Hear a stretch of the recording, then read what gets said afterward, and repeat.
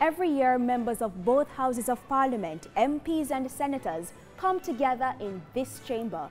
They sit jointly in a ceremony that marks the beginning of a new parliamentary year. The highlight of this critical event is the Governor-General's throne speech.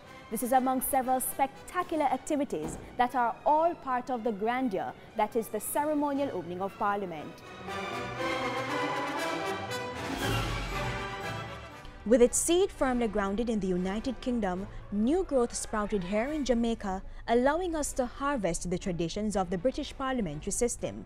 The roots were anchored in 1962 when Princess Margaret delivered the throne speech to a newly independent Jamaica, and since then, the traditions of the ceremonial opening of Parliament have mushroomed into an annual event. The Jamaica Defence Force JDF plays a vital role. It furnishes the Guard of Honor, which consists of over 100 military personnel. The Guard of Honor is formed to receive His Excellency to come to Parliament to give the throne speech. Smartly clad in their scarlet tunics, the military ceremonial dress, the Guards of Honor are placed in a specific formation. So when you look on the parade, what you will find is the right off with the Guard Commander stand to the front. Then in the center, you'll have the color party. Then to the left, you have the left off with the subaltern to the Guard. The color party includes the color ensigns and the escorts. These are two officers who will be honored to carry the colors of the unit. The color ensigns salute the Governor-General with what appears to be flags, but in fact, they are called colors. The color that resembles the Jamaican flag is known as the Queen's color, symbolizing the monarch as Jamaica's head of state.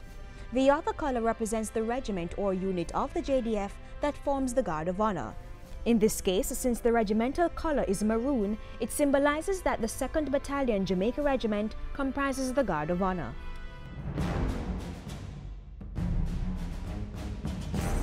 The streetliners march into position first, then the Guard of Honor march into position. Then we await the arrivals. The Commissioner of Police usually arrives first and awaits the wife of the Governor-General. His arrival is followed by that of the Chief of Defense Staff.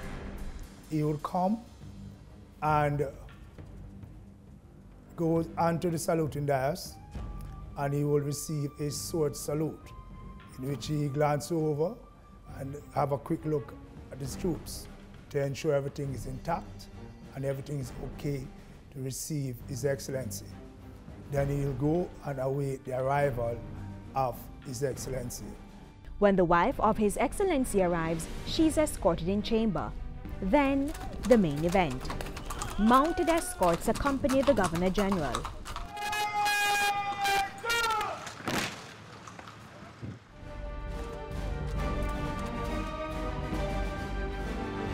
He walks onto the red carpet.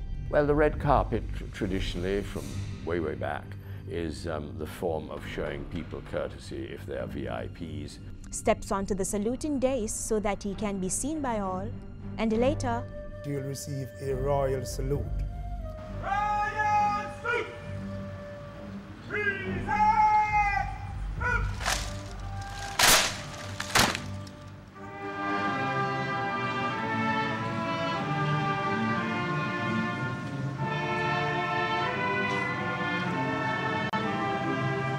Although the flag code for the national flag says that it must never touch the ground, the Queen's colour, which is in many respects in the design format of the national flag, does properly touch the ground as a sort of, if you like, supreme compliment to the head of state, or in this case, the standing representative of the head of state. in essence, the colours touching the ground is not a form of disrespect. It's the highest compliment being paid to the Governor-General. He then proceeds to inspect the guard, and after the second royal salute, His Excellency is escorted into the chamber. A flourish of trumpets signals his arrival in Gordon House. That is something that can be used to herald somebody important entering a room or a building.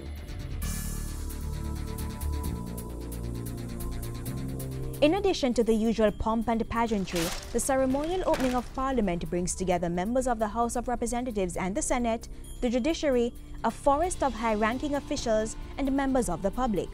Members of Parliament aligned to the People's National Party enter Parliament by walking from the southern end of Duke Street, while those aligned to the Jamaica Labour Party walk from the northern end.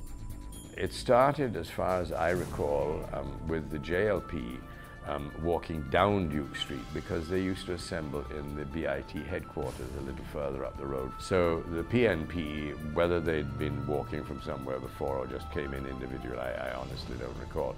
So they said, well, you know, we'll have to come from the opposite direction. So they go up and the JLP come down. All then gather together inside Gordon House to listen to the throne speech being presented by His Excellency the Governor-General. I'm pleased to present to you the throne speech.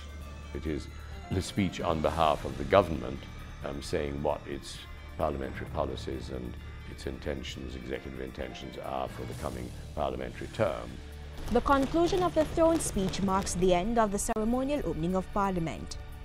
It makes more fun, and you know, people can be more interested in their parliament if there's a little ceremony at the beginning. You get hundreds of people, you know, coming to watch the event because they enjoy it. They enjoy seeing the guard, and they enjoy seeing the mounted troop, the horsemen coming down the road, and the important people, and the Governor-General in his you know, lounge suit, business suit with all his orders and decorations, and other people all dressed up wearing decorations where applicable and so on.